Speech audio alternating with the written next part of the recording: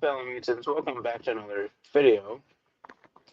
In this vid, we're going to be talking about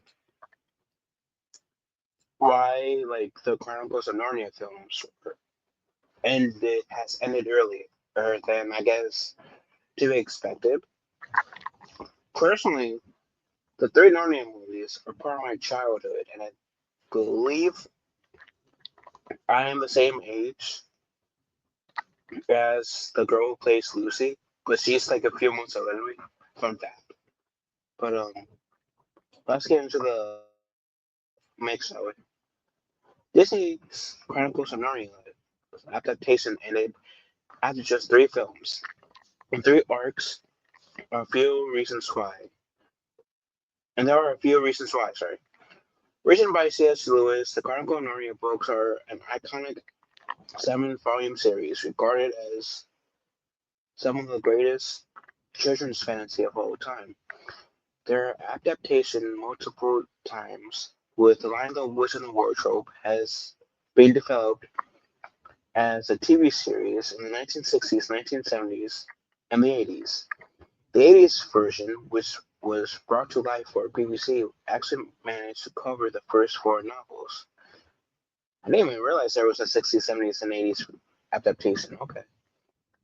In the 2000s, Walt Media and Walt Disney Pictures obtained the rights to develop film adaptations, which became the definitive version for many young adults, the audiences, sorry, in the 2000s. First party included, to be honest, the 2005 adaptation of Lewis' first novel featured Liam Neeson as Aslan, Tilda Swinton as the White Witch, and an excellent cast of young actors to play the Queen Finnish children. I was always pushing that name for some reason. It's been a while since I've seen the three films, to be honest. The Disney version of the best Narnia adaptation available, but they only made it through three of the books before being discontinued. Now Netflix is taking a stab at the iconic fantasy franchise with Greta Gerwig's Narnia film series or movies, whatever. And I hope they are good enough to get. I hope these films Greta Gerwig does are good. Anywho, anywho, I digress. Okay. So conflicts between Disney and Walt contributed to the Narnia movies ending early. Disney abandoned the franchise after Prince Caspian. Really?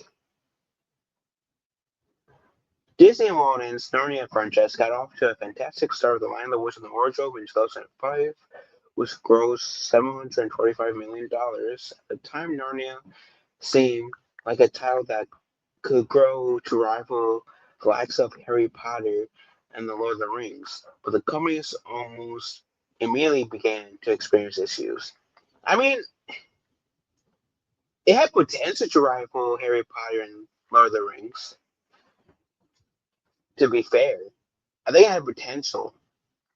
The release date for the next film, Prince Caspian, was delayed until the summer of 2008, finding its release just between Iron Man and Indiana Jones, the Kingdom of the Crystal Skull. Prince Caspian performed far below expectations, and Disney immediately withdrew their involvement in the series. This left Walden to scramble to find a collaboration distribution company for the third installment, eventually teaming up with 20th Century Fox for the Voyage of the Dawn Treader. Without Disney, the Narnia franchise struggled to live up to its once possible potential. Really? Okay, that because I could swear. Actually, I'm going to share because I am on Disney Plus right now. Chronicles of Narnia. Okay, so it's only the first two. I could have sworn the third one was on there. Maybe because it wasn't Disney. You're welcome. That's nice to know. Alright. The Chronicle, so the box office returns played a role in the decision too. It is incredibly difficult to keep the momentum going with a film franchise.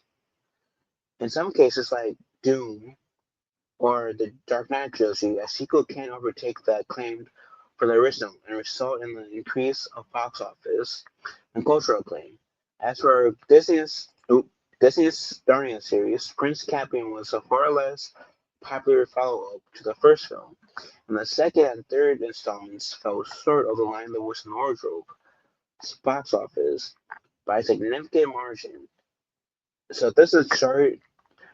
The first one made um, $745 million, 75% Rotten Tomato. Second one, $419 million, 66% on Rotten Tomato. And number three was $415 million with a 49% Rotten Tomato score. This was probably back when Rotten Tomatoes was actually like had honor and was legit and not full of crap like it is now. Anyways, not only did Prince Caspian have a lower box office yield, but also had an increased budget of $225 million, meaning it would have, in theory, had to earn about $600 million to hit the ideal profit number. The Voyage of the Dawn Treader had a much lower budget of $145 million, and the resulting effect was significantly worse movie, with a 49% score on Rotten Tomato. While there was certainly a pool of audience who hoped for a fourth installment, again present party included,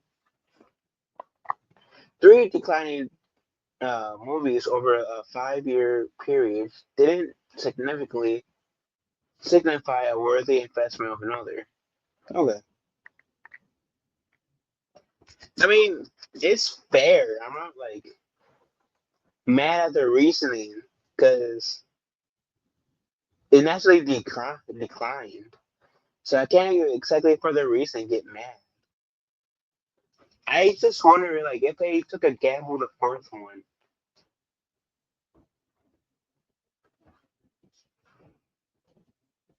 if it like, if it would have done like good, because I don't like some films, like for the Deadpool film.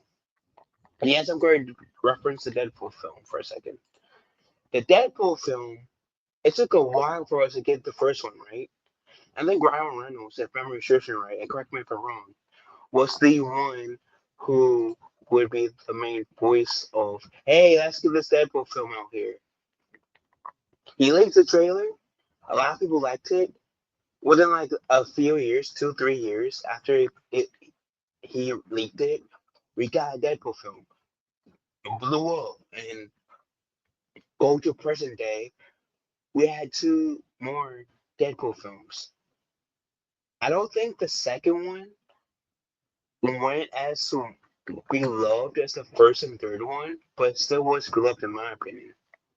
But Deadpool was one of those cases, in my opinion, from what I can remember, was one of those things where um take a risk and you get rewarded. So I am definitely curious if that would have been the same case for the fourth Narnia film. If they took a risk, would they have been rewarded? Who knows? Who knows? So Netflix Narnia remake is an opportunity to adapt C.S. Lewis' entire series. Well, Barbie director Greta Gerwig, which I totally forgot that Greta Gerwig did Barbie. Anyways, on board to develop Netflix first two Chronicles of Narnia movies, the modern remakes could be the first films to adapt the entire series. Greta is undoubtedly the most talented director to be involved with the title, and she could be provide C.S. Lewis adaptations with a definitive film version equivalent to the Peter Jackson did for The Lord of the Rings. she put together the right cast and lays the foundation for a complete series. Auditions could eventually get to see audiences could eventually get to see the last battle play out on screen. I'm guessing that's the last book in the series. I'm not too familiar with the Chronicles of Narnia series myself in terms of books. My extent of knowledge of Chronicles of Narnia it lies with the movies, admittedly. Quote unquote, directing a 7 film series is an immense challenge, as they'll need to maintain popularity over the span of at least 15 years. I mean, if the MCU could do it from like Iron Man 1 to Endgame, and that was like, what, 15-ish movies, give or take?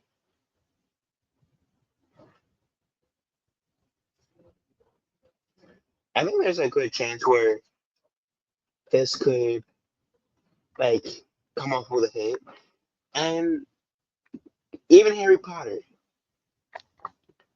If Harry Potter could get through all 7 books, turn the 7th book into 2 movies, and the series to this day is like, in terms of the movies, is still very much beloved by fans of all ages. If they do their shit right with the Netflix Chronicles of Narnia series, then yeah, I can say they have no issue completing this vision. And even after all said and done, that years down the line, 20, 30, even potentially a century, if even, down the road, Chronicles of Narnia, the Netflix series, per se, I say series, it's not a series of movies, could still be beloved. As beloved as potentially the Wizard of Oz is to a lot of people nowadays.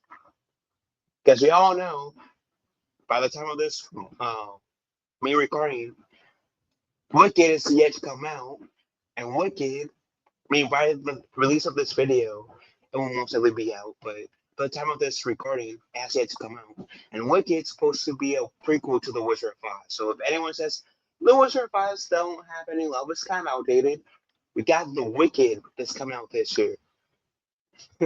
I don't want to hear it. Anyways, apparently Greta Gerwig is only on board to direct the first 2 films.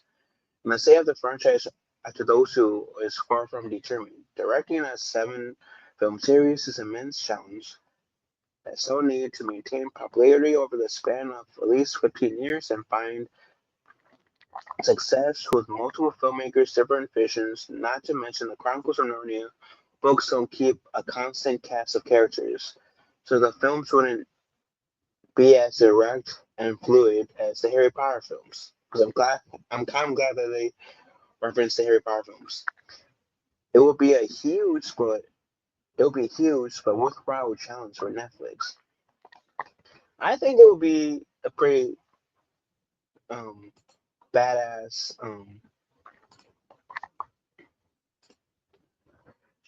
challenge to do. I mean, I already am like have like fond memories of all 3 films. Now I need granted I was seeing them as a kid, so I might have a slightly different perspective as an adult, but I remember enjoying the first one a lot. And my personal favorite between the 3 films were the Prince Caspian film.